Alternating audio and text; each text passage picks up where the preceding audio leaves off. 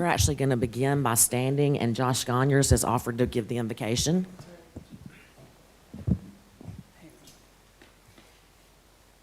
Dear Lord, we thank you for this day, and we thank you for all your many blessings, Father. We thank you for allowing us the opportunity to come before the people, God, and to do the people's will. Please bear with us today, Lord, and grant us wisdom to make the right decisions as we go through these slides and all the materials presented to us to enhance tourism and the economy here in Walton County. In Jesus' name we pray. Amen. Amen. If you'll join me in the pledge, please. Allegiance to the flag of the United States of America and to the republic for which it stands, one nation, under God, indivisible, with liberty and justice for all. Thank you, and I'm going to recognize Brian Kellenberger, our county administrator. Ms. Cope, I appreciate it. I hope to have expressed this to the benefit of the entire council, but since you're the only ones here, I'll let y'all know. So obviously there's been some change recently in county government, in the administration department and the beach ops department. As everybody knows, I got appointed or employed differently to now be the county administrator. So it was with, a great bunch of thought and internalizing, what do I do, because I have truly enjoyed the beach operations director position, and it's been very satisfying, very fulfilling to me. But the biggest part is I felt that this council and the county commission put a huge responsibility on me, and that meant a lot to me. And so giving that up in many different aspects was very hard to do. So I just want to express my appreciation to this council for the confidence that you had in me, previous councils for their confidence, and let you know that I'm taking the same work ethic to the county administration department, and I hope that it works the same way in county administration as it did or has done in the beach operations department. And I'd also like to announce that we have hired my replacement. So Josh Irvin, former beach operations, beach maintenance manager, most recently the executive director of the CRA for Defuniak Springs, is coming back to beach operations. He interviewed with, I think we had 5 or 6 very good candidates, but Josh's experience won out on him, or won him the job. So, which also helps me with my transition, is I won't have to worry about beach operations, and if you can imagine, that's probably one of the most important departments that I would probably worry the most about. But you'll be in good hands with Josh, and of course I'll still be county administrator, so there'll be some involvement. But anyway, I just wanted to express my appreciation for your confidence in me over the last 12 years of handling beach operations and making it happen for you. So with that being said, I got to step into another meeting over here, and good luck with your steering committee today.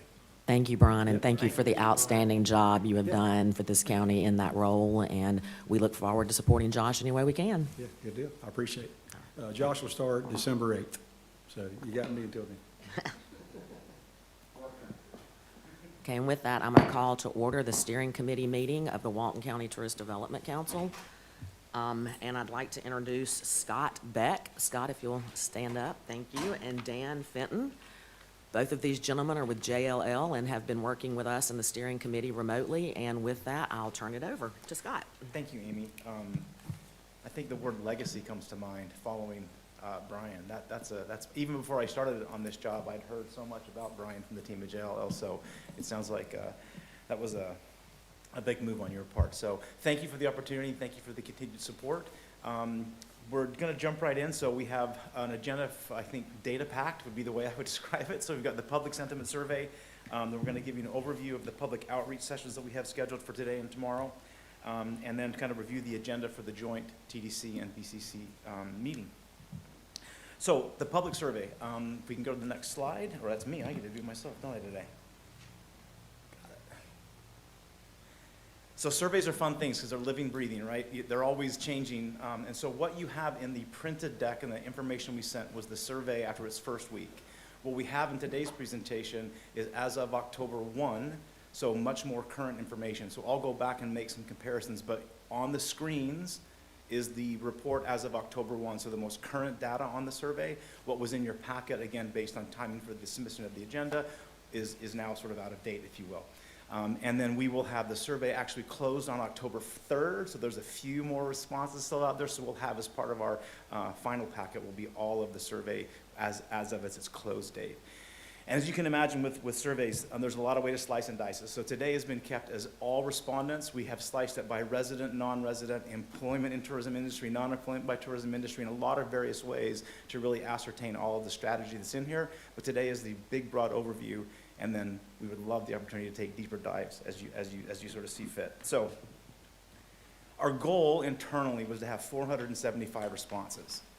As of October 1st, we're at 974. So we have far exceeded our goal in terms of participation in the survey, which again for us gives us really strong, relevant data to be able to analyze. So in terms of the breakdown, so 974 respondents. Well, this is data as of October 1st, again to be repetitive, and then October 3rd was the actual close date. So a pretty big shift happened between the first week and then to October 1st data. So again, the October 1st data isn't ahead of it. You can see the shift from resident to non-resident. So a pretty dramatic shift. It was like 70%, which again, not surprising. Residents are pretty much Johnny on the spot when this stuff comes out. They're ones that are really, really interested in it. So not dramatic in terms of our anticipation, but I think it does definitely give you a sense of some of the information to come and sort of who the participants are in this. But you can see 972 respondents, about half resident, half non-resident. These are the top performing zip codes for the residents. So you can see the vast majority were from the 459 zip code, which I hope means something to all of you, what that zip code is. But working very closely with Matt and Kelly and the team, we understand where these zip codes are, and this is somewhat representative of how the population also in terms of the industry would flesh out. Any surprises there in the zip codes? Okay. So the next one is, are you employed in the industry? So again, from the first batch of responses to today's responses, you can see a shift down a little bit to 16.8%. From 29% in the original survey, and then a shift of no up from 64% to 77%. So the vast majority of people that have taken the survey are not currently employed in the tourism industry. Does that make sense? So they say not employed, but it could also be not employed in the tourism industry, where about 16% are currently employed in the tourism industry.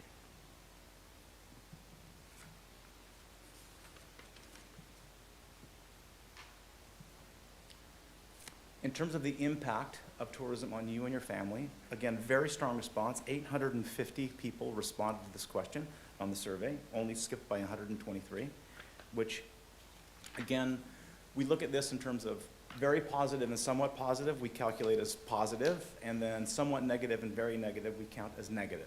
So that's sort of how we look at this, is the nuances between somewhat and very are clearly important as we take a deeper dive into it. But a very strong sentiment that tourism is impactful in a positive way on the people who responded and their family. Yes, Scott, if I can just add one Yep. comment here. So just as Scott said,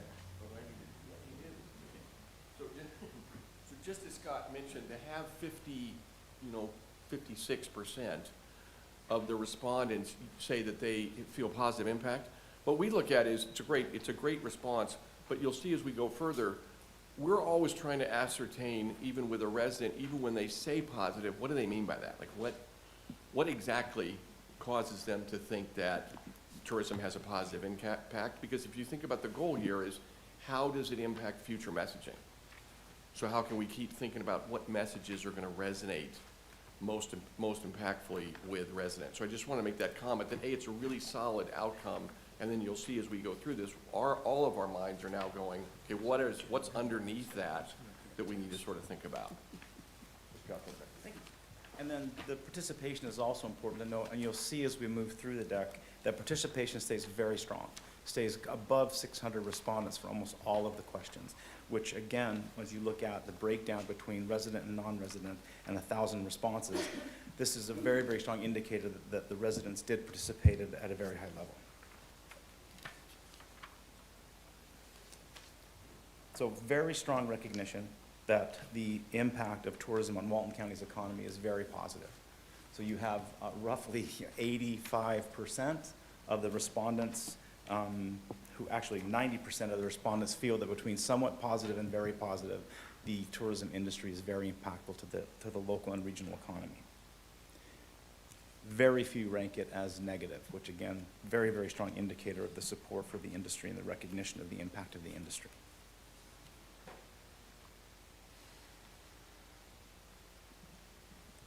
As you look at the various ways that the tourism industry impacts the local and regional resident and quality of life, you can see that there's some really strong sentiment that the local economy is very strongly impacted by the industry.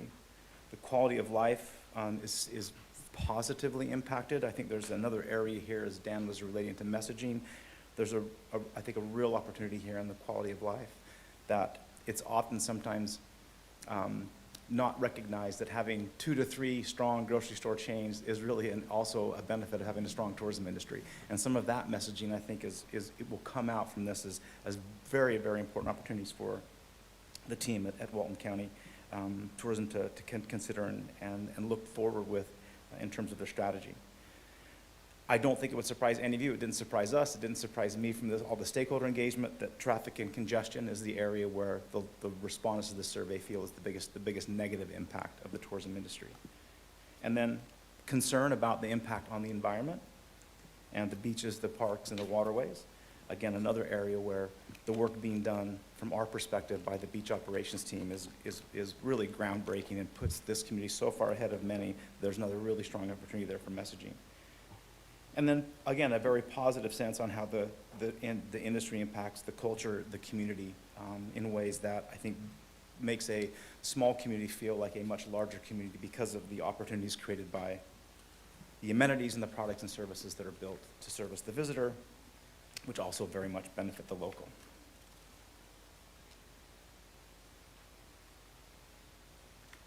The next question digs a little deeper in terms of the impacts of tourism and really asks the respondents, as you can see from the question, does it create enough direct local benefit? Does the industry create jobs, business opportunities, and amenities? And again, the sentiment is very, very positive that it does. It creates a lot of opportunity for the locals to have a stronger and better economy and the amenities that create a quality of life. Very little negative in terms of the response to that question.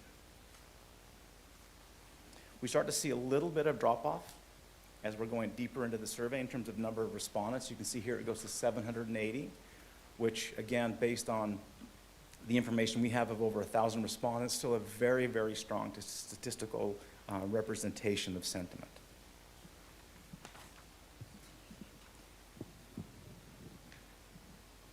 Ask a little differently, rather than the positive benefits. This one was more, how concerned are you about the following issues related to tourism in Walton County? And again, I don't think it's surprising to anyone that the impact on traffic and parking, housing affordability, the potential of the overcrowding of the public spaces, environmental impact, all of these were areas that were raised as areas of concern.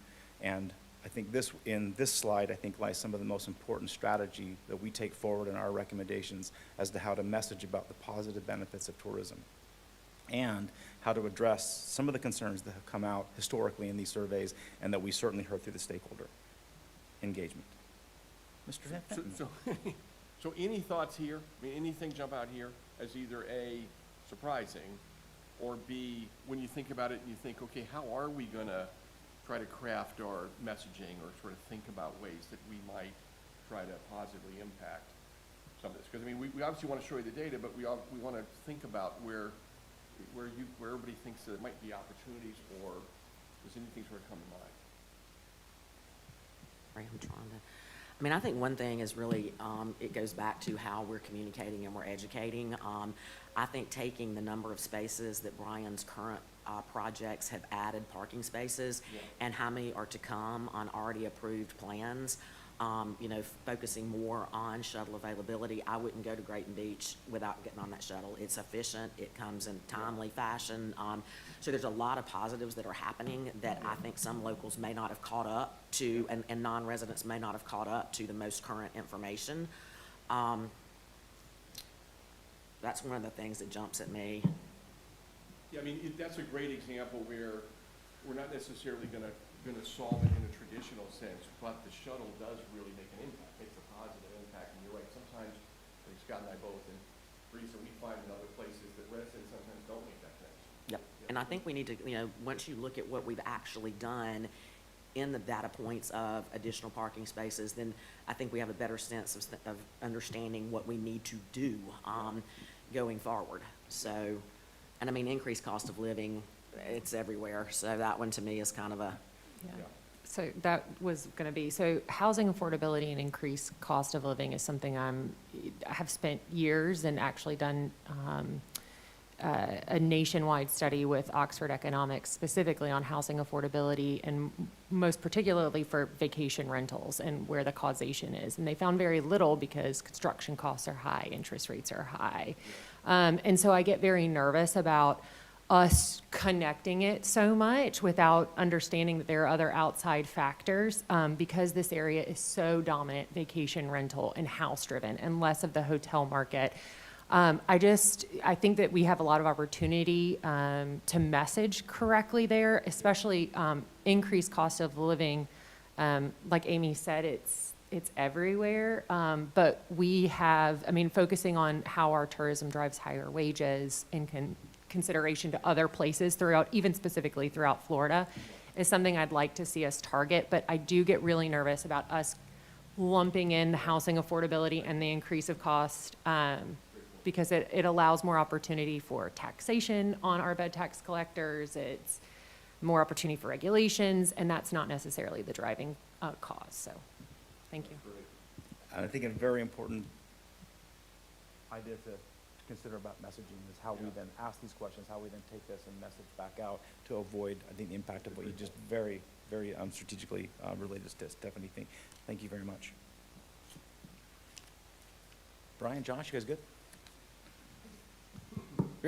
Not directly answering your question. I've got a kind of a side question. So as I'm following along with kind of the old data that you provided and the new data at the same time, there's a little bit of a shift, right, in some of those things, right? And I think that's probably highly related to the fact that we had a lot of local residents answer these questions first, and now we've got people that aren't directly residents.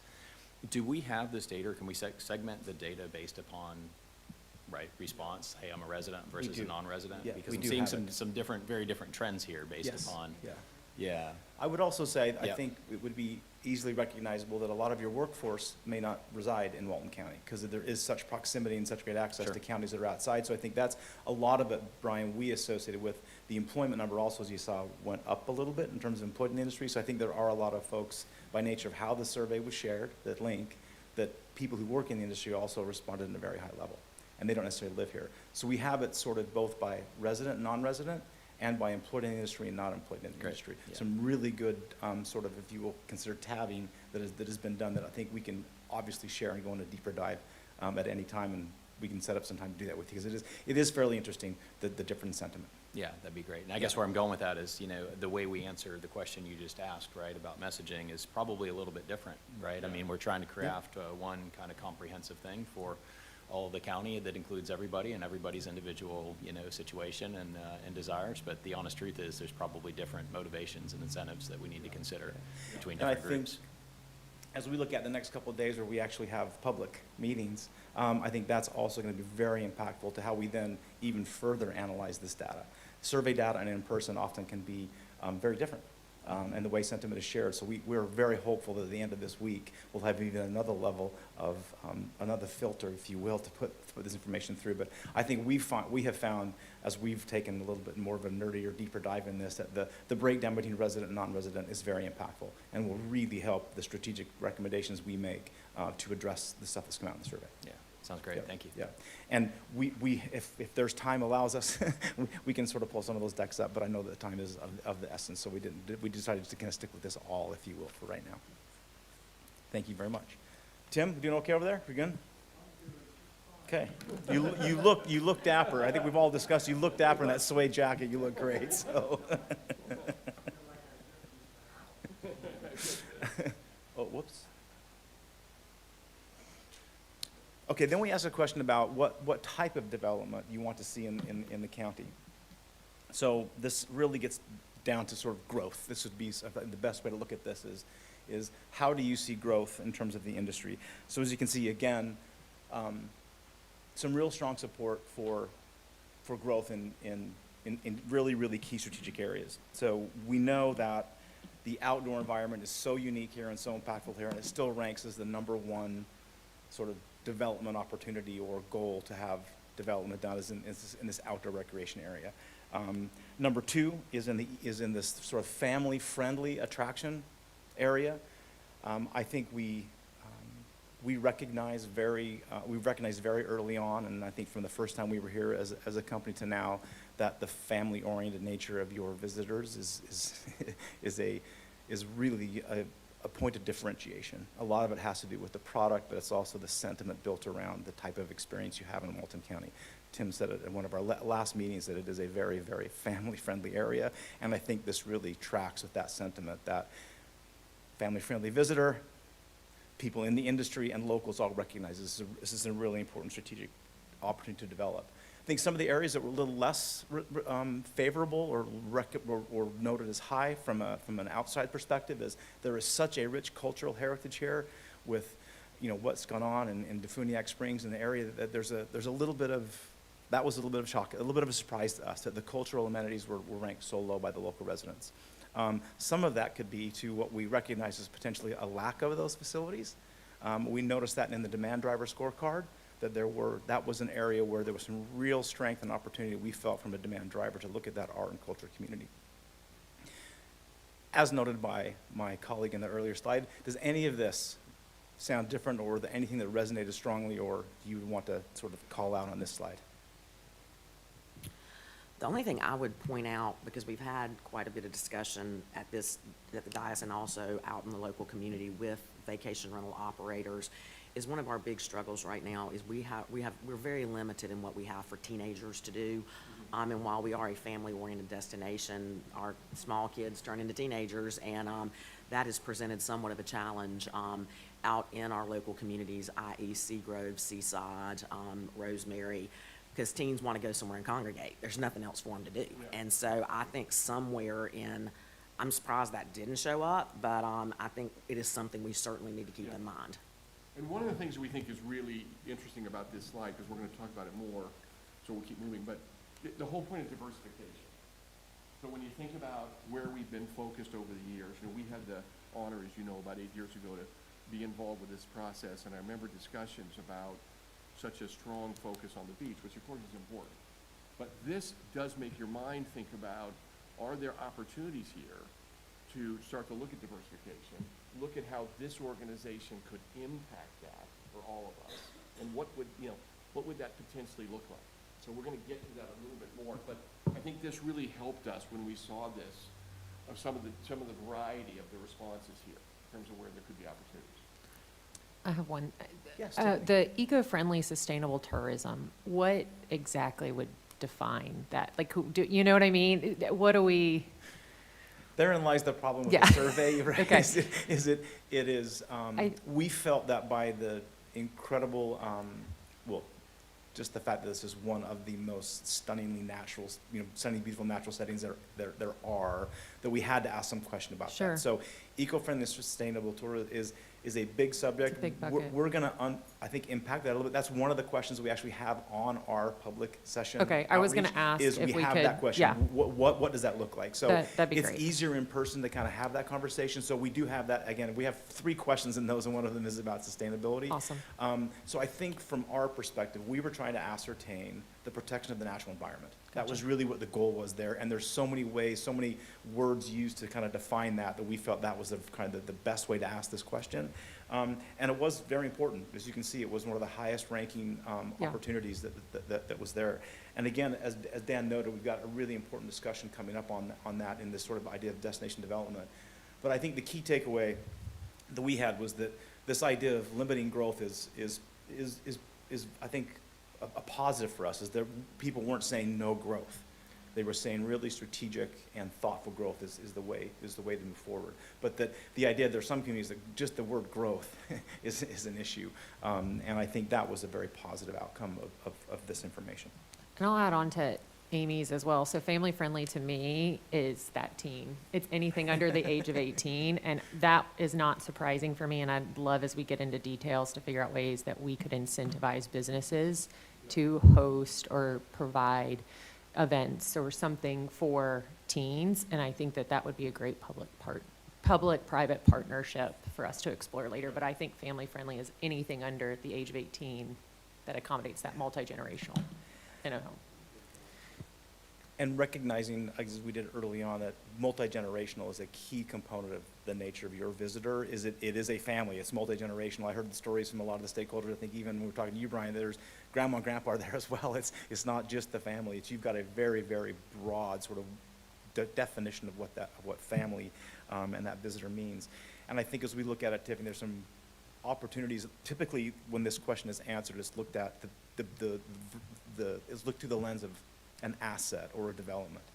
We think there's a big opportunity in the event side to do kind of what you were thinking, that isn't about investing in a place or a brick and mortar type of a structure, but really a mentality that services that type of opportunity, which again, we have a great discussion led by Dan that's going to come up on that later in our agenda. Again, another positive aspect was the view that their voices are heard. This is where we started to get a little bit of a disconnect, but again, most people were sort of neutral or sometimes. So most of the responses were above the sort of what you call positive end of things, but there is a really big opportunity, we think, here to share the message of how impactful this is to Walton's quality of life and how their feedback is taken into consideration. Tiffany? This is where I also think that if you're involved in the tourism or you're not, I think they both could feel this way, like residents. So it would be interesting to unpack that a little bit more, because just going through ordinance conversations, like both sides. So I think sometimes you look at this and you think it's just people who are in opposition of tourism, but it could be both. Well, here's another thing we find here, is, it seems like when you look at this question, you go, great, why don't you tell them about economic data and all this sort of thing? What we have learned, Scott and I and Breeza have learned, is things like economic impact, or that the person who gets up every day is not in the industry doing their thing. It just doesn't resonate. They see these big numbers, and they don't necessarily correlate that. So I think what's going to be interesting here is how we can create some different ideas for how we can, what's that messaging that would cause residents to go, oh, I hadn't thought of that. So anyway, I think that's one of the opportunities in this area. And to come back to Brian's comment earlier, there are also some great opportunities between people employed in the industry and how they feel about this question, and resident versus non-resident. Again, and that's I think what's exciting, is that multifaceted communication opportunity from a strategic perspective. So.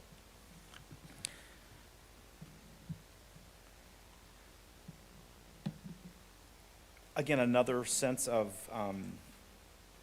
connectedness between the industry, the impact and investment in the community.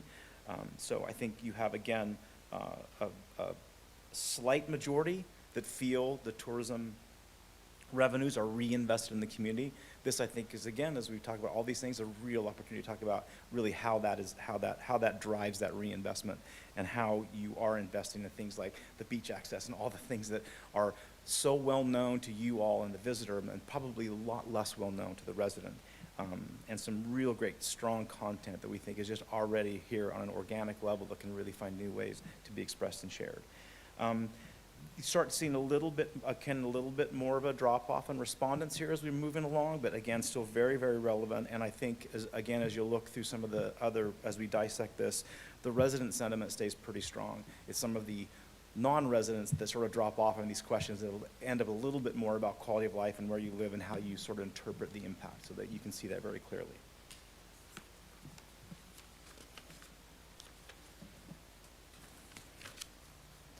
Another way to talk about growth was looking at Walton County's tourism future. And you can see that, again, strong support for the idea of growth, but this idea of moderate, which to us sort of also translates as thoughtful and strategic, other words that would be used to describe moderate. But again, very, very strong commitment to this idea of growth being a part of the industry and something that can and should be considered and as part of the overall strategy. In terms of feeling informed about the impacts of tourism, again, really good, interesting stuff overall from all the respondents. It gets really interesting when you look at the dissecting between resident, non-resident, and employee. But there's always opportunity to communicate more with people. I think that's what we've taken out of this. So again, as we look at and we're working with Matt and team, how we take this now and look about all the various ways that they're currently using to communicate this, and how we can find new and exciting ways to get this engagement and therefore this recognition of the positive impacts higher.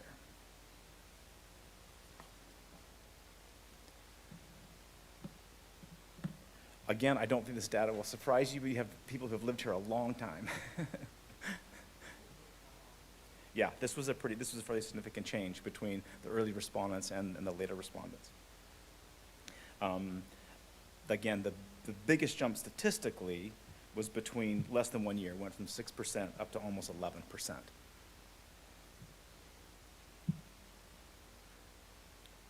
So again, looking at this combination, 55% of your residents have been here more than 10 years. Did that information, was that sort of what you had expected? Did any of this look different from what you guys know and feel from the community? Okay. It didn't feel like it to us because we heard so much about that. Tim, feeling good still? Good. Okay, good. Just want to make sure.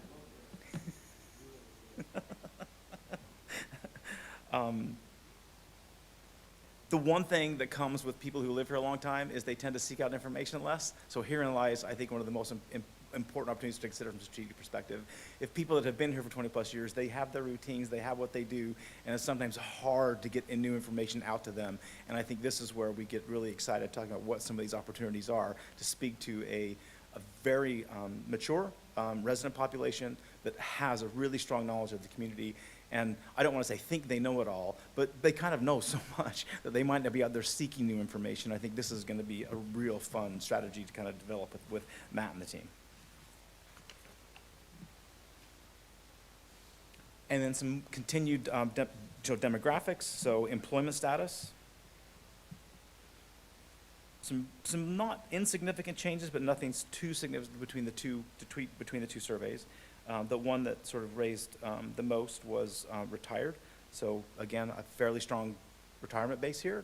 I think it was great that we had almost a third of our respondents are in that community and are still engaged and willing to do things like surveys and give us feedback. I think that was a very positive thing. And then again, a strong participation from the employment base. We saw that in the earlier slides. There wasn't one student that responded. Did that shock anybody? No, nobody. There wasn't one student. That was one that was like. But then I did a little research, and there's not a university or anything here, but it was kind of that was a zero. I was like, wow, not one student responded.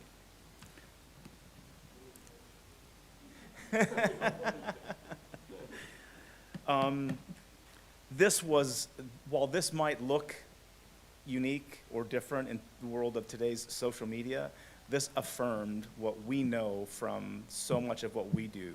Email is still the preferred way to stay informed. And I think it is something that we are working, again, very closely with Matt and the team to assess email as a future strategy and a not a recommitment, but a new and evolved commitment to using email, not only in communication to the locals and the folks that were the target for this survey, but also the visitor. That even though we talk about our overloaded inboxes and we talk about the sexiness of social media and what happens there, email is the preferred method. And I think that was, again, a strong affirmation of what we know some of the strongest trends are in marketing and communication. So that was the scope of the survey. Any last thoughts or questions or anything that you said, that didn't show up, or anything like that that you wanted to add? And my friend Dan's, I'm sure, got something too.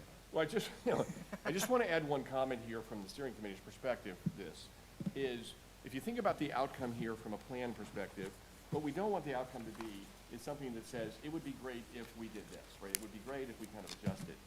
We also want to look at resource here too.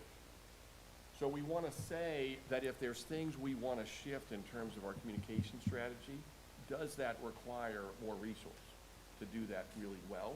So we're coming to the steering committee saying, here's where we think the priorities are, and if we were pie charting where we currently allocate resources, do we in fact, and I'm not sort of asking for that today, but do we in fact shift resources? You know, so back to sort of Matt and the team, instead of just saying it would be great if you did this, or it'd be great if you created some new opportunities in the communication plan, will there be some resource allocation that we, from the committee's perspective, would support related to this?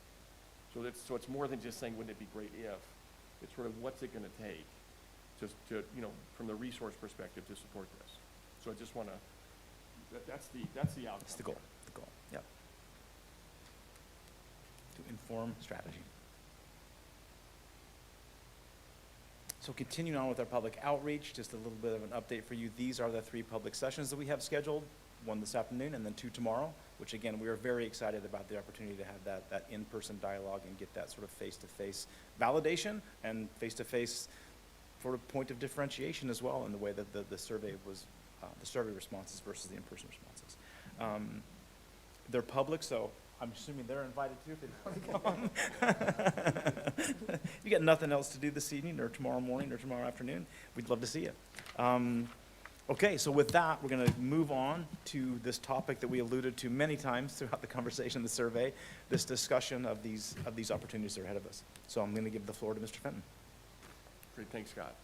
You know, I also want to introduce one more leader from JLL that's here. You also see her on the screen too, and that's Brisa Lee here, who also is with us. So welcome. Hello. Just so you know what's really behind, like when Scott and I are saying all this, who's really helping us think about these things. So anyway, just want to recognize Brisa. So just to go back to the question, and it really isn't just tied to the survey, but back to that question where we were saying, you know, to the community, what are things that you see as potential opportunities for investment, right? And so that whole question of that. So one of the things we want to sort of open up here is from an organizational perspective. And we work, of course, with tourism organizations all over the country / world, and this is a topic that comes up very consistently. And the topic has to do with focus. And so you'll notice in our first couple of notes here is if you look at our funds and if you look at our resources, and you know, I think Amy, you mentioned, or you talked about family friendly as an example. So again, back to what we don't want to do as part of the planning process is just have an outcome that says it would be great if, right? We want to try to figure out from a resource perspective, how do we as an organization actually impact the question of additional experience, experiential development, destination development, and how do we play a role here? A, should we play a role? We do believe that's an important first question. And B, if the steering committee says, yes, we should, okay, what does that look like? What could that look like? And then how do we have the planning process, again, not only say, wouldn't it be great if, but we actually recommend, here's our resource pie, we recommend allocating some resource here to trying to stimulate development of either new experiences or enhancing current experiences. So let me just stop with that broader question, because we think it's one of the most important parts of the outcome of this study is going to be this question, actually. Because it gives the steering committee the opportunity to say, yeah, we really do need to take a moment and think about this. So what we're not doing is saying to some of those examples of, trying to work with developers on public-private projects or things like this, we're not just saying to Matt, just sort of go do this. You know, we're saying that we want to allocate both time and resource to really trying to drive some of the outcomes here that we talked about. And I think, Tiffany, to go back to your point about ecotourism and just that example, so people do like to travel and they like to see examples of either natural sort of resource examples or things that are being done in that sort of sustainability space. And there's people that actually like to travel and actually experience that. We probably have all sorts of opportunities here. Some of them would require a little bit of development to create that experience around something to really make sure that it's sort of visitor friendly and it's something that, you know, we could promote and people could experience.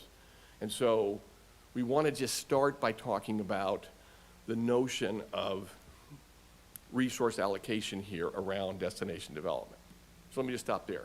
Maybe Amy, if you don't mind, I'll start with you.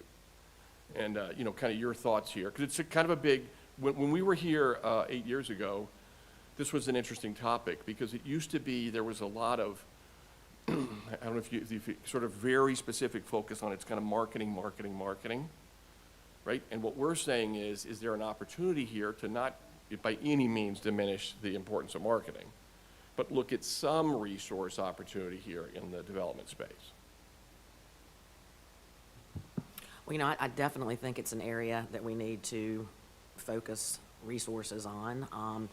I think that we have some of these things, I go back to Tiffany's point, I think it's going to take either attracting private enterprise or the public-private partnerships to be realistic. But I think that going back to the challenges we have with really, and you even think about it for our local teenagers, because my last one's a senior in high school, there's not a lot for those kids to do.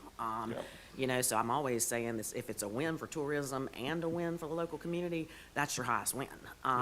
So I think that, you know, I've mentioned the Bay Access. I think that is a huge opportunity that our local kids do get to take advantage of, that most of our tourism kids don't even probably have that opportunity if they're here in Walton County and not driving over to neighboring counties. So I fully support that we need to look at this and support it with resources. Okay. Other thoughts here? So mine would be just making sure, you know, we're limited by state statute and how we spend money. And so then when we pull into, we need to measure several times, right? Because if we pull from one area, we, you know, or we start one, we have to pull from another area. And there are things that we're committed to that I think even through the county departments that they would not want us to remove. And that are very much something that is vital for the residents and for tourists. I would like, I'm a little bit more biased on some of this, but looking at like the off-beach experiences, the assets, the local regional sports complex, I agree on the Bay Access. The sports complex, I'd like for us to think through. We've talked about it so many times, but I think that one of the things that we've seen that's unique for Walton County is our music, our festivals, and those have had some significant success. You know, I know that we've done some feasibility studies on the regional sports complex, so I think that needs to be thought through a little bit more if that's one of our kind of target points. But I think it is a priority for us to take this time and the due diligence, but really understanding holistically what does it look like for our budget, and then the other side is understanding how much of our ongoing costs are for our capital projects and taking care of our parks and that we have now on the books. And that's something that we need to, you know. And is there improvement on some of those? But I think this also shows that there's a lot of opportunity for communication of the things that we're doing positively. And we might be missing that a little bit more because we're spending more time on tourists and not on notifying our residents of where we're spending the money. Right, so I think, so Tiffany, 2 points you just raised. One, potentially a little bit of a shift. Again, these aren't necessarily huge dollars per se, but at least a little bit of a shift on the local communication strategy maybe. And then also on the development side, for example, you mentioned feasibility studies or things like this. As an example, in a project where we want to see private investment, a tourism organization can, for example, say, we're very supportive of that, and we really hope it happens, and please call us if you need any data, and sort of take that position and wait and hope that somebody else sort of gets involved. Or the organization can say, we're going to reach out and talk to those people in the private sector who are the type of players that get involved with these things. It doesn't necessarily mean we're going to fund the project in its entirety, but we are going to put some time into really trying to drive that outcome, if you will. So let me stop there, but that would be a kind of a nuanced difference in terms of, you know, how the steering committee would sort of support or say, yeah, we're supportive of that direction. And then we can spend time on more specifics so we can actually present what we think might be an allocation to that and sort of more implications, but we definitely today wanted just to get a general sense of how everybody feels about this. Brian? Agree with everything we've already said. I would also encourage us, though, not to, I think it's fun to, like, dream about developing the destination and, right, all the other things that we can embrace, and, you know, driving off-season, right, off-peak activity and all those kind of things. But I think we've got to be careful not to lose sight of our bread and butter, right, our highest value use of the resources and the assets that we have in the area is summertime by the people that have been coming here for, you know, 10, 20, right, years.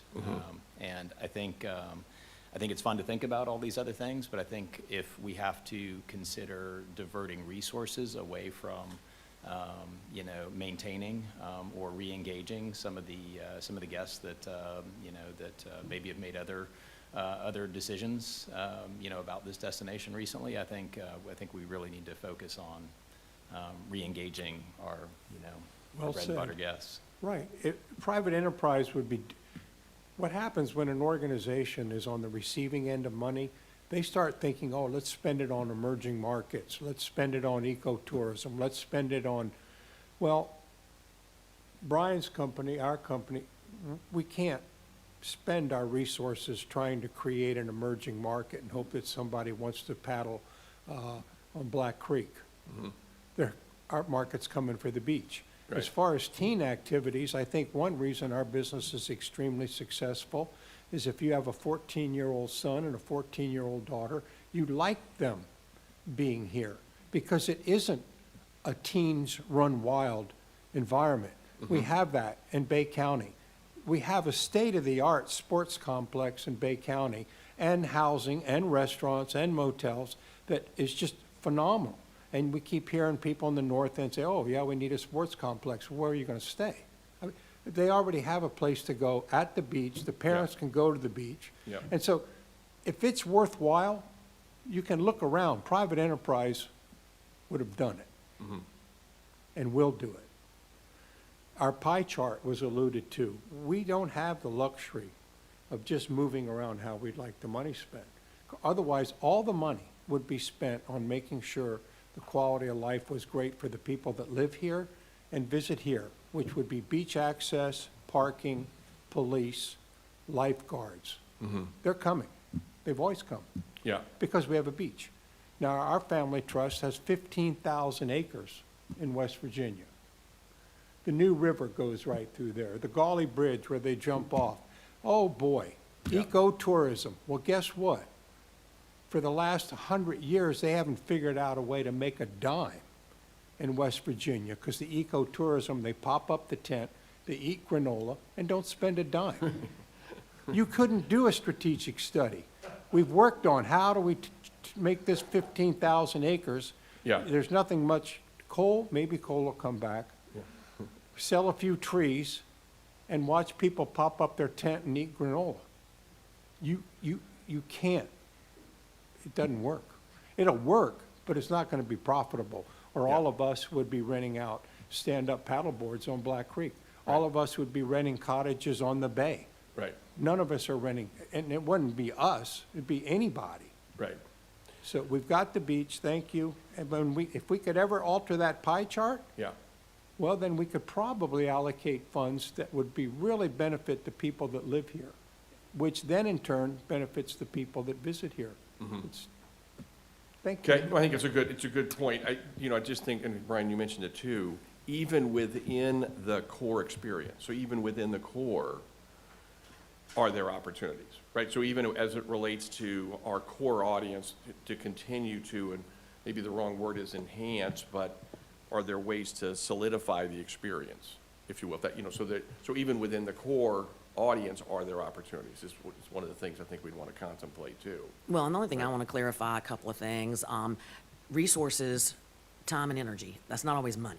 That's right. And the only other thing I want to clarify is I appreciate, Tim, that y'all aren't having issues with teenagers, but welcome to Seagrove, Seaside, Rosemary, and I'm very confident on this 30A Rental Operators Alliance we've created.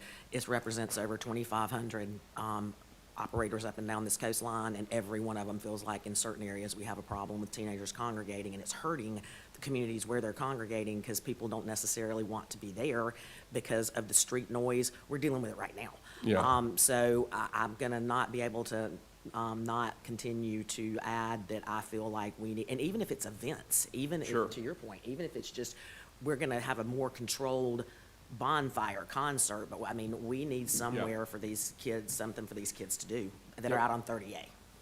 Yeah, and I think, Amy, and events definitely fall in, underneath here. They're in here. Because even when it comes to event development, supporting event organizers, there can be two strategies. One is they come to us, we give them $500, and they put our logo on a poster, and everybody sort of claps, and we're done. Or another one is we're going to really work with them on how to enhance their event, how we can support what they're doing, or even create new. So that's sort of that difference of product development, if you will, versus sort of I would call it kind of traditional support. And again, the good news is today we're not sort of asking for a really formal decision, but we just think it's an important area to probe and figure out what is the right direction coming out of the plan, from, Matt and the team's perspective in terms of how we sort of, how do we proceed and what's going to be the most impactful for, based on all the comments. Josh? So I represent most of the interest north of the bay here and in a government, but the thing is that I'm looking at the data and the data that's been collected. From what I can see, most people are focusing on outdoor recreation and family-friendly activities, period. And if you look at the data, even the reason why I'm going back between the two different surveys is because I'm looking at, with the second one, we have more of an influx of outsiders, people that are not local residents. And the numbers shift just slightly a little bit, but even with the majority of locals contributing to the surveys, they don't want to focus on amenities and activities north of the bay. 26 to 30% on both surveys said yes. That means that 70% of the respondents to this questionnaire said, no, I'm really just looking at outdoor and family friendly. And they had the option to select up to 3. Now, whether or not they selected the others, I don't know, but I do see that that's still fairly low in consideration. Some of the things that I thought about, it was like what Brian said, it would be nice to have sport complex north of the bay.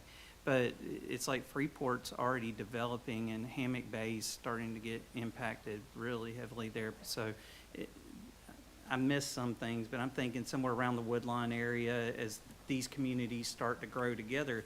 But then you look at the survey that says, where do we need to spend our dollars? And that's what I really focused on. And it says, how satisfied are you with tourism and the reinvestment in beach access, parking, local beach restoration, the events and the lifeguards? And there's a overwhelmingly majority of people in that survey that said that they're not satisfied with it. There's 30% whether it's somewhat satisfied or we are satisfied, but 70% of the people say that we are not satisfied with the reinvestment.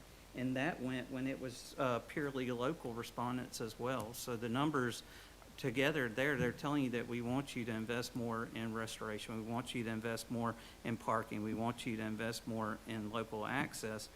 And again, I mean, not being critical of my own home area, but 30% of them are the only ones that are saying that we want you to invest north. So 70% of the survey is saying south of the bay, and we need more parking, we need more beach access, and we need more events and lifeguards. So, I mean, with the data that's been collected, that's what I'm seeing. Again, the lights, I would like to see a sports complex north of the bay. And I do think that what Mr. Taylor's saying is to as people invest into those areas, then we can start exploiting it more for tourism. But, I mean, the facts are the facts. I just wanted to kind of take one moment to kind of I sat in Matt's chair for 30 years, and the idea of destination development tends to morph to this idea that it's about chasing something we don't have. What is new, or what can we get someone to come and invest in? And I think one of the concepts especially relevant here is that with such a committed local repeat visitation, there's gotta be some way to message the continued evolution of the product, not just the experience. Clearly, Tim, this is an experience that families love, and having that 14-year-old in their home with them is time they would never have anywhere else. As a father of 4 daughters, I totally get that. I lived that, I sought that out as I traveled with my family. But there's also, I think, a really important moment to recognize that as you've come out of the pandemic and as those revenues have risen, as you look now to continue the growth, it's going to be absolutely, Brian, not forgetting what is the bread and butter and makes this here, but we have got to find new opportunities to either recommit people to coming here or find that incremental visitor that might be going somewhere else so we can come here. And I think that's where the destination development concept could be really impactful. And also to just quickly, Josh, to what you talked about, the sports complex. There are drivers of tourism that we identified in the demand driver and the event matrix work. And there are also demand drivers for quality of life. And we heard a lot from the stakeholder interviews about how wonderful it would be for families here to have a sports complex to experience. That is a really important development question to have within this context, because tourism is such a dominant force in the economy that people will look to tourism to fix some of the elements of quality of life. And I think that's, Brian, where the discussion becomes really important. From a resource perspective and conversation perspective, how do we ensure that the highest and best use of that tourism reinvestment happens in the community, is recognized by the community, but is also not, on some level, hijacked by the community? And I think that's the development question we're advocating for from this survey. It is not about chasing the new, big, shiny brick and mortar building. It's really talking about the evolution of the destination through some external pressures and some external context that the survey brought up very clearly, and how we message and have that discussion. That's really not a marketing discussion. It has an impact on marketing, but it's really about the development of the destination. And that term, I just wanted to make sure we didn't get too bogged down in it's chasing some new development or some new thing, some new investment. It can also be really strategic in terms of what the amenities are or services in the community. Thanks, Dan. Today, right, we're not sort of asking for, but what we wanted to at least surface today is this as a area of focus to try to see what we all believe together is the right outcome there. So again, the plan doesn't just say, wouldn't it be great if, but what does it sort of look like? What do we all feel comfortable with based on the great comments that we just got? So we want to keep working towards this and have everybody think about this. So everybody goes, yeah, we're comfortable with that type of direction, knowing, and it may be human resource versus dollar or whatever it is, but knowing that we, from the steering committee standpoint, believe that there's value in some resource shift of some type here, potentially. Okay, there was 2 other kind of big topics, broader topics. One was sustainability. So we kind of talked about here earlier, the ecotourism piece and all this.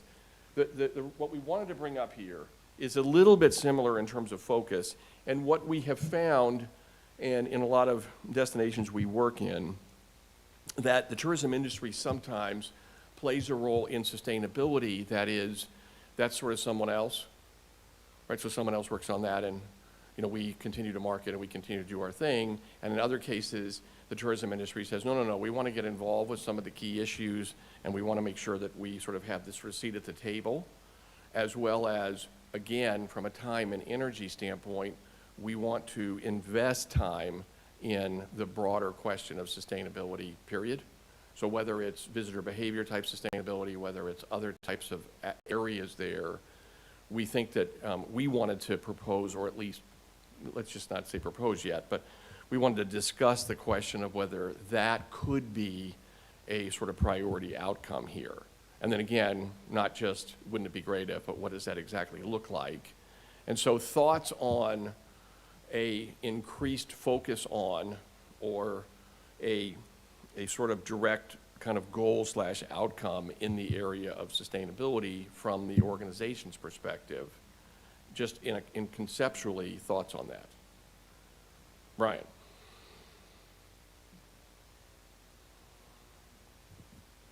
probably the last person to ask about sustainability. But conceptually, when you think about the fact that there's all sorts of great work being done, we know this in the county, but just sort of the conceptual side of knowing that's an important focus and then saying as an outcome of the planning process, we want to make sure we're allocating time, energy, focus in this area.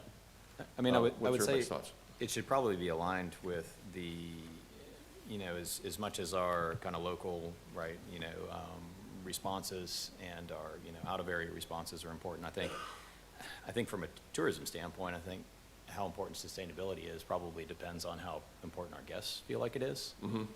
And that's probably a pretty broad spectrum, but that's probably how I would align it. I'm not strongly in favor or opposed to it, but I think we should align ourselves to what our guests' expectations are. Okay, other thoughts here? Keeping the Gulf of Mexico will sustain our business as long as Moses doesn't drain the Gulf of Mexico. We're in good shape. We're in good shape there. You want to go first? I mean, listen, I think sustainability can mean a lot of different things. It's the first place I'm going to go. Yeah.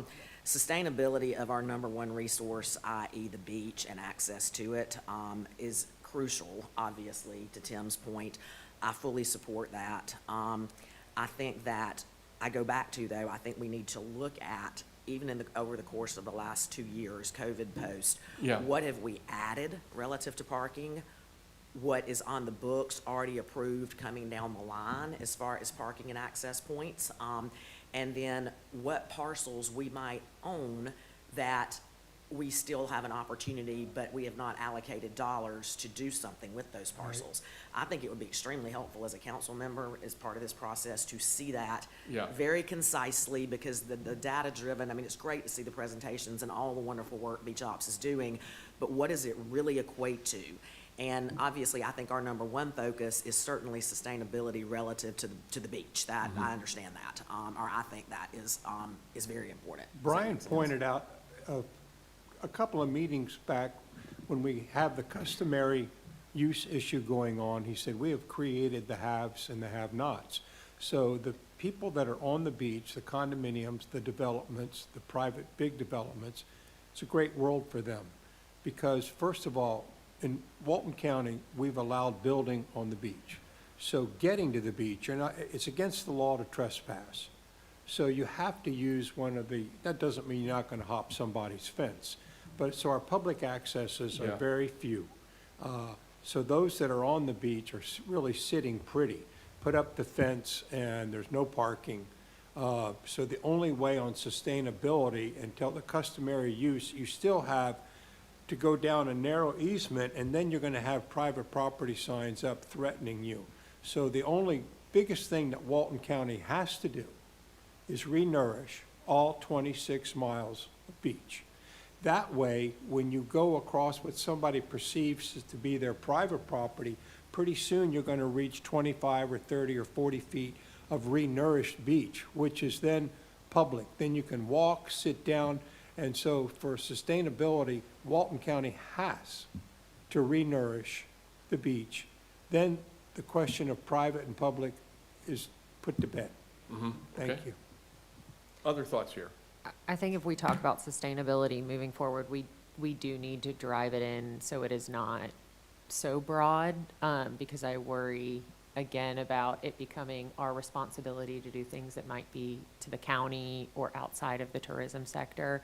And if we start talking down that lane, it then riles up the community to think then it's our responsibility, or that any environmental impacts are due to us. And I think that moving forward, we need to showcase our partnership and what we do now.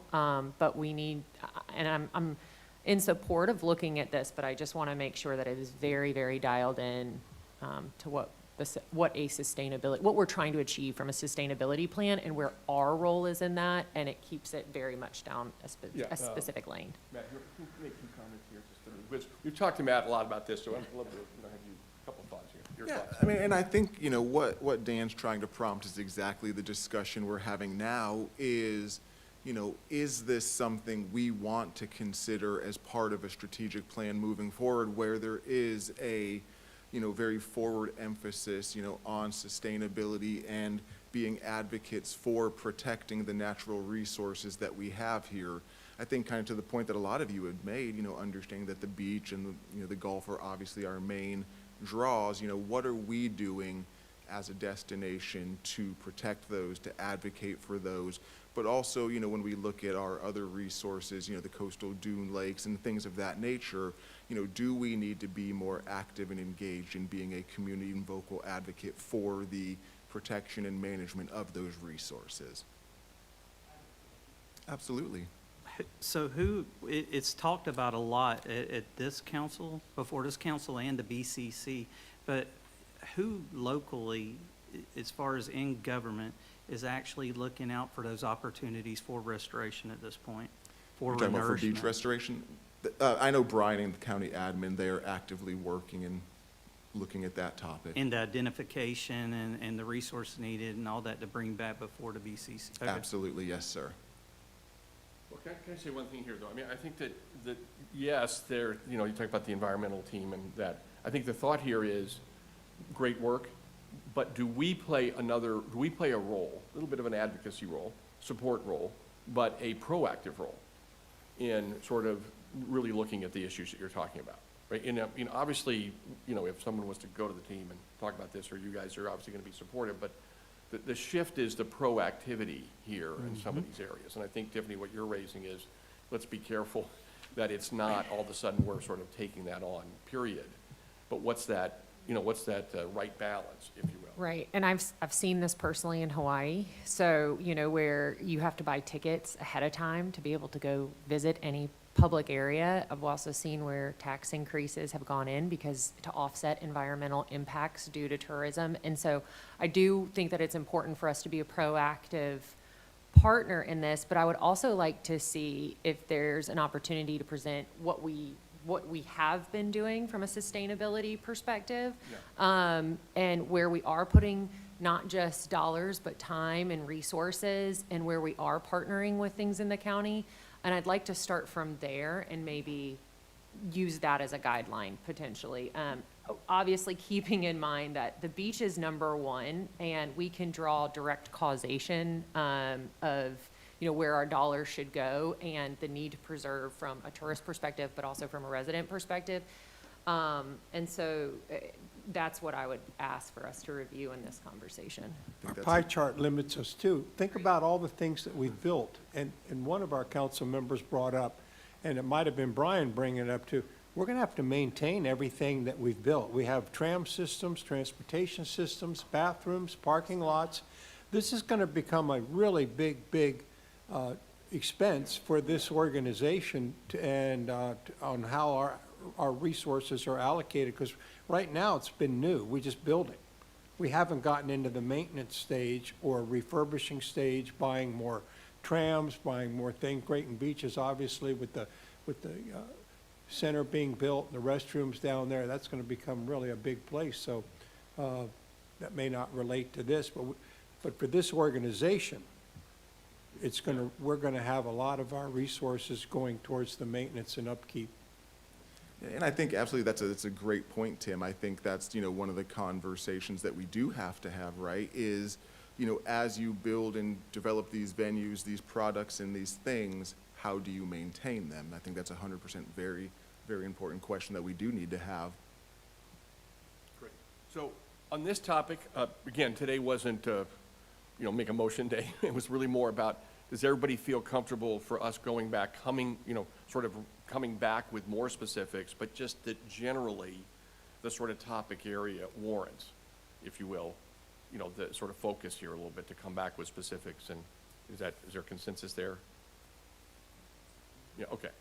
So here's a third area. So there were three kind of broader topics. If you look at the third one, this really has to do with marketing in particular. And the framing of this here is, if you think about is there more on this? No, I'm just kidding. Okay. Oh, okay. The framing of this is, if you kind of go back and think about a lot of you that have looked at the sort of product, the marketing products, if you will, over the course of the last 10 or 20 years and sort of watched all this. The framing is, as we keep evolving, technology evolves, opportunities evolve, there's really an opportunity in marketing to get very specific in terms of who we're targeting, what the segments are that we want to make sure we are focused on. Some of this came up today already in this notion of, with our inventory of shared housing, for example, or that whole inventory, it is primarily skewed to a more affluent traveler in general, right, as an example, right? And so what we wanted to take a moment on from a broader strategy perspective, so this isn't sort of a marketing plan discussion, this is more of a larger strategic discussion about really focused, targeted marketing. So that the steering committee would say, we sort of like that direction. And I'm gonna have Kelly come up here and talk a little bit about this with us, but it's really, this is again, not to get into the weeds on what exactly are the segments, but do we understand that sort of evolution, and we support that evolution? And let me give you another example about the 8 years ago versus today. When we were here 8 years ago, I'm gonna oversimplify here for a moment, but you know, we were putting, you know, ads in Southern Living or, you know, doing things that were kind of broad-based, you know, and here's a 4-color ad that, you know, all the wonderful things. And if you think about where that has evolved and what we can do today, the sort of steering committee part of this is to say we sort of like the fact that we can be razor-focused, and then eventually, as part of the full marketing process, you know, what are some of those segments and what's that focus? But that is a conscious shift, if you will, in terms of sort of marketing execution and the approach we're taking. So I'm gonna have Kelly talk a little bit about this, but remember this, we're just trying to, this is early conversations about this from a, you know, sort of a focus perspective, if that makes sense. Good morning. So, a couple of things that we've been talking about that, you know, on my end, and then taking from you all. I would like to start, first of all, with like Mr. Moffett. One of the things that he said is go back to the bread and butter people. Go back to those people that are in Atlanta, go back to those people that are in Nashville, and make sure that we're still talking to the right people there. Just because we've always been in Atlanta and we've always been in Nashville, New Orleans, Dallas, Houston, are they still our people? Are there new people there that we're not talking to? Because again, with the great migration down from, you know, California and New York and all those places, a lot of those people are moving into the places where they're beach, Nashville especially, Dallas and Houston especially. So when we're thinking about those people, we really need to think of that market segmentation, and are we getting all of the segments that we could? So, you know, when we're thinking about the different kinds of segments that we have and how we talk to them, we're really reaching that through the interactive plan.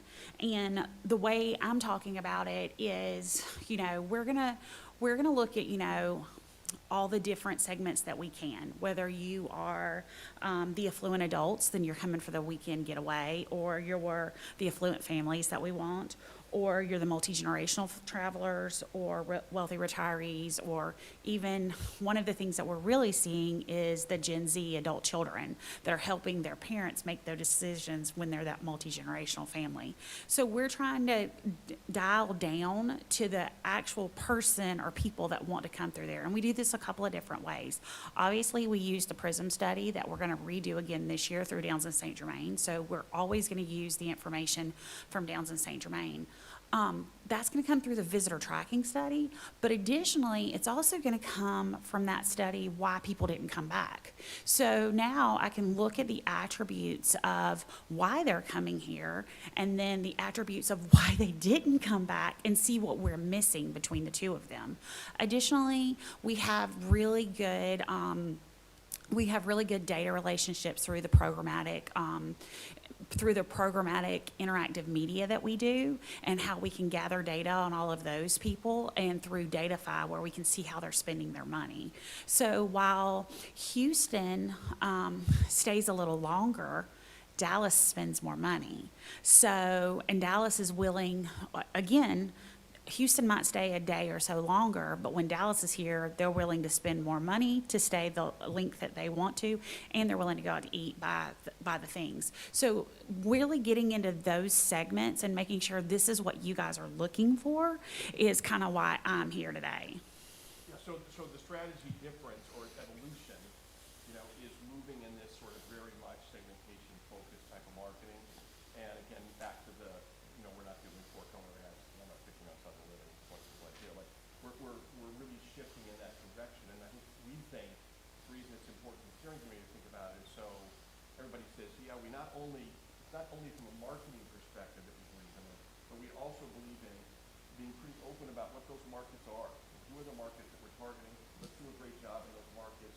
You know the whole point of we may not be for everybody, right? Which is okay, that's bad or good. So therefore, we support, as a steering committee, the idea of really focusing on those areas where we're going to drive return, how we measure return, and really being able to sort of talk about that in terms of how we speak to the marketing efforts. So I'll stop there, and just people's feedback when you sort of look at that shift. And again, it's not about the actual segments today. It's more about the general shift in that direction. And People's thoughts. I do want to say, we haven't stopped all print marketing. I mean, we're still doing that. We sell the co-op plan, and that, with the print marketing and what we do with the co-op plan, it is absolutely perfect for Southern Living, which costs about, a 2-page spread costs about $150,000, give or take. I can sell that co-op to you as a $900 investment, and then you can tell your board of directors you are in Southern Living, and they really like that. But we're not focusing on that because I'm not getting the return from that. Whereas through this retargeting and these targeted segments, I can really see who you are, what you want, and what do I need to target you. So general thoughts here.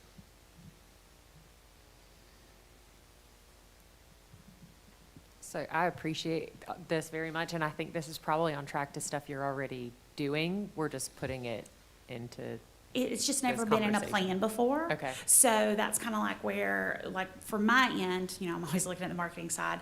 We've always more concentrated on like what we're doing for the destination, like physically and those kind of things. This has just given us an opportunity to concentrate on growing that and making sure that we're on track of where we need to be with what you all want with the marketing, rather than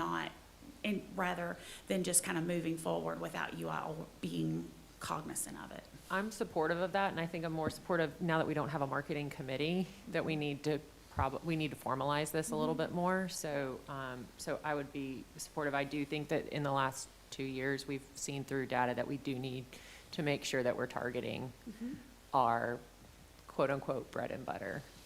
But yeah, I would agree with this in a formalized fashion. I agree as well, and I do want to just make one quick note that I forgot to make at the beginning of the meeting, but we do have a hard stop at 11:30, and it is 11:17, just for the groups. Yeah, this is our last big topic, which is this one. Just making sure, I'm just doing what I'm told. And the only reason, because of the kind of 8 years ago to today perspective, right? I thought, and talked to Kelly about this, we all thought, that it just was worth raising.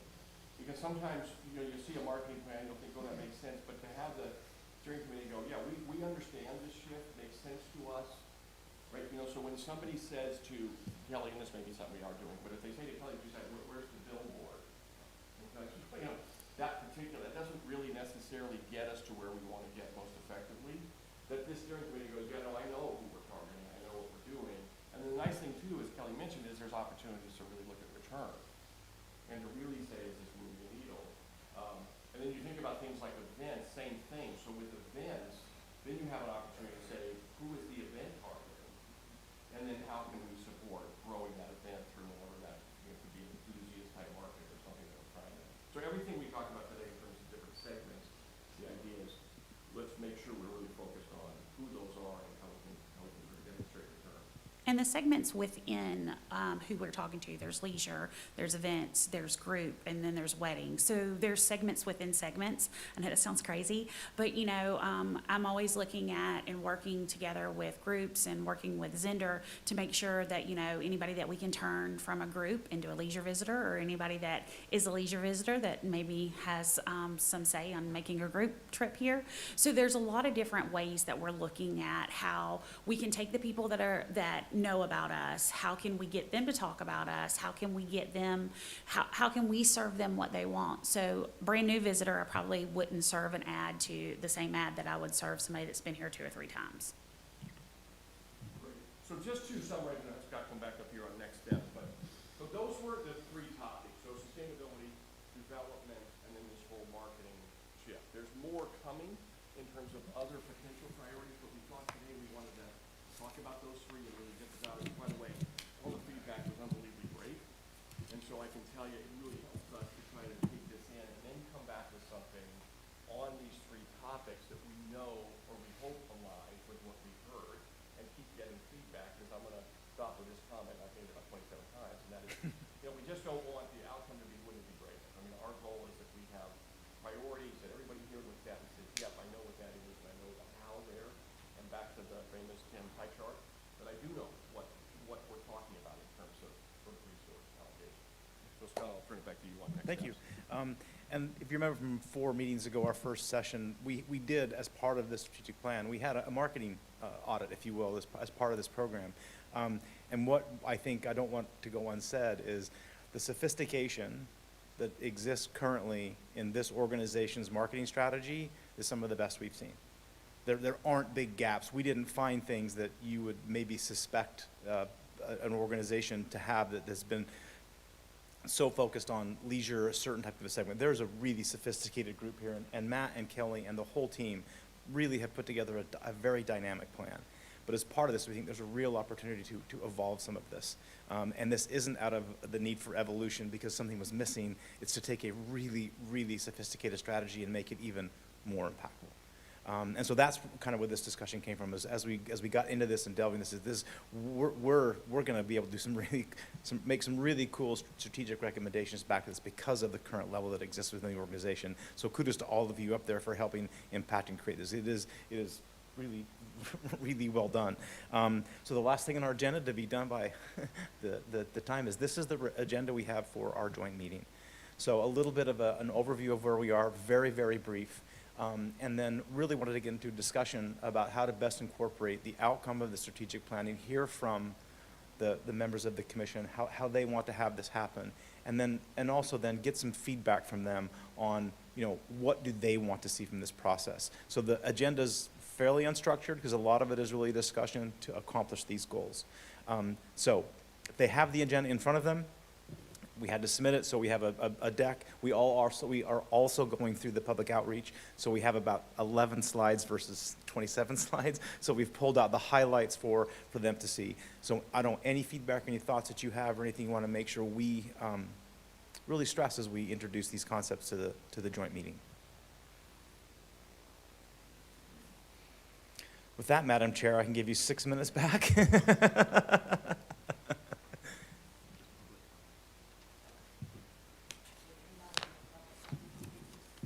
My mic was off with public comment. Thanks, Jim. Come on up. I'll break it down into 2 things. I'll try to be real quick. Anybody surprised by the slides, information? I don't think so, okay? Because it captures how people feel about tourism in the county. And so the historic problem we've had in this county is our internal marketing challenges, okay? We don't communicate well internally. We do a fabulous job externally, but historically, and I'm talking 26 years experience, we don't do a good job internally. And part of that is we didn't identify, everybody in this room understands marketing. Who's our target demographic? Well, we actually have 2 main ones. We have the full-time residents, all right? And then we have that are involved in tourism and those that are not involved in tourism. And they feel differently. And the problem, or one of the challenges, I won't say problem, challenges, is people don't understand that they're involved in tourism. All those restaurant workers, they're involved in tourism. If we didn't have tourism, we wouldn't have all those restaurants.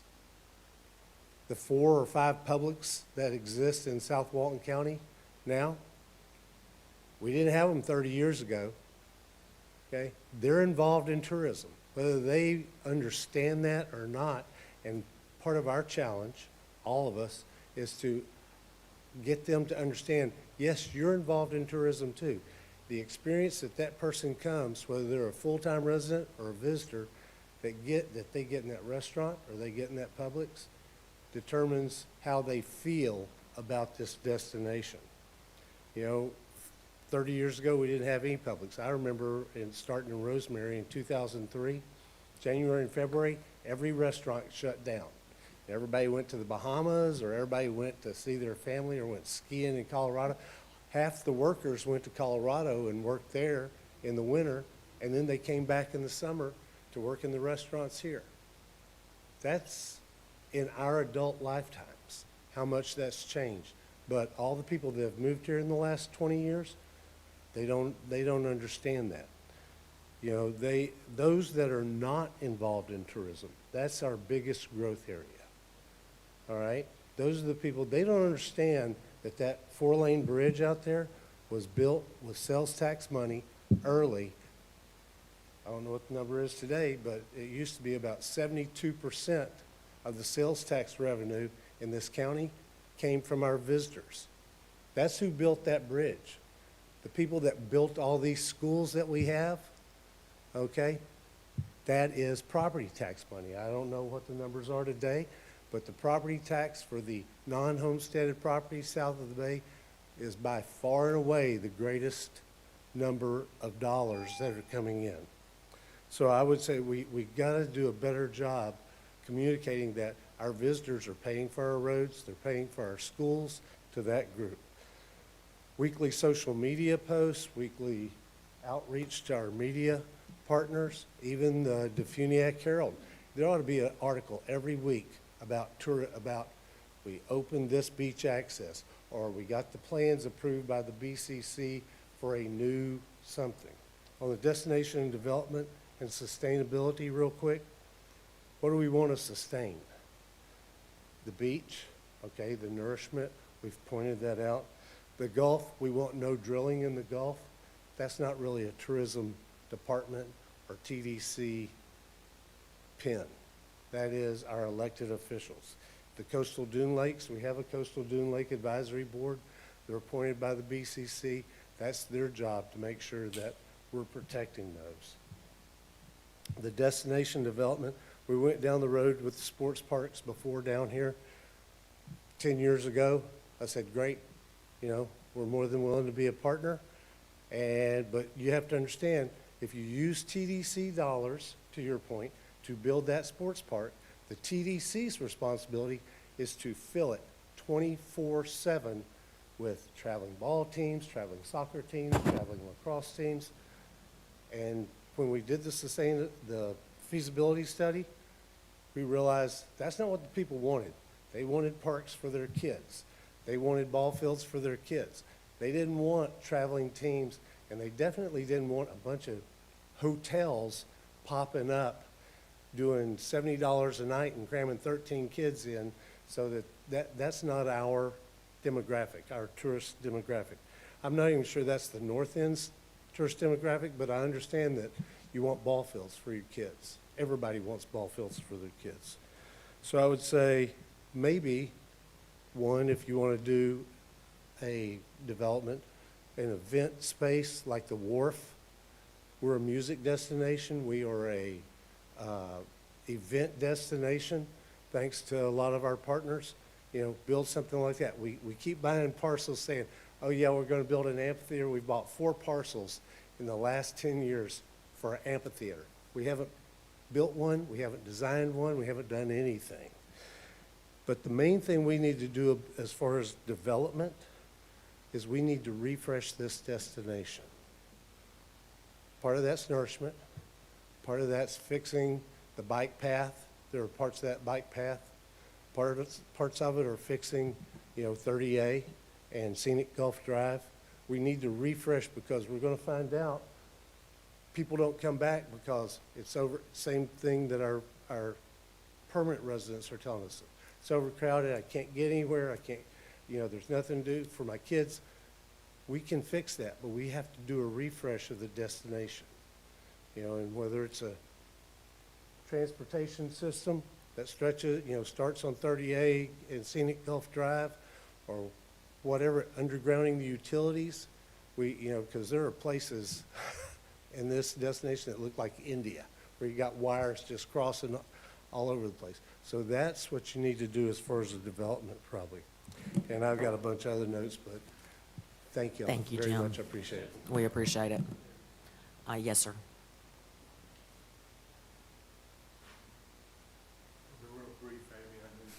That's okay. They'll give me Thank you all for your five, time. they'll give me 5 minutes. Go ahead. Phil Sharp, S-H-A-R-P-E. I just want to make a comment on the family-friendly and teens kind of thing. Amy knows I kind of live in that area where we encounter these groups and the goings-on down there. I think what I see from living here is there's a difference between a family with teens.